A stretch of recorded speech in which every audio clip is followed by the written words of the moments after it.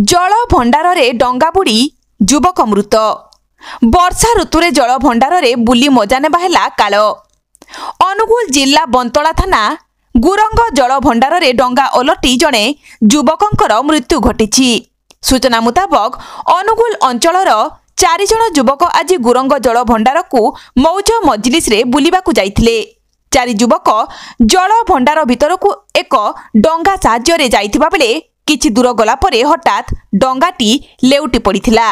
फलरे 4 जण गभीर पानी रे बुड़ी जाइथिले। सेमानक मध्यरु 3 जण पहरी पहरी कूलकु आसीथिबा बेले जणे सेथि मध्यरु निखोज होई जाइथिले।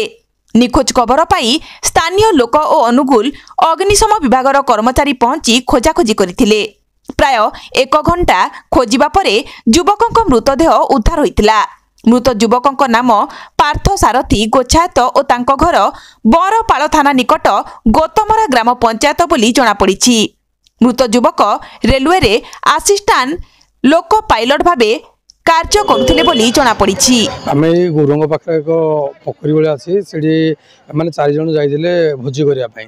भोजी तांकर सरिया भितर से कहले डंगारे जाइकरी भितर को फोटो 2-4टा उठाया पई। मात्र पोखरे तुठताडू मात्र 100 मीटर पकाइंदी से डंगाड़ी पानी भर्ती हो गला। भर्ती होगा पर 3-4 जण जाक प्राण विकल आसा चेष्टा कले किंतु जो व्यक्ति माने नष्ट होला से प्रथम सांग तुम मैंने ठीक से चलो एवं मो फोन को लेकर तुम आगे पहुँच मु पहुँचुचे किंतु पछको नेला से आउ ना माने खोजा चेष्टा कले पाइले तापर बहुत चेष्टा कलापर अग्निशम विभाग पहुँची उद्धार कला।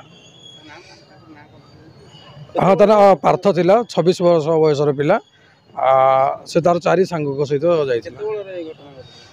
से प्राय दिन 2टा बेलू गले भोजी करने कि घटना घटला 4:30 बेलू।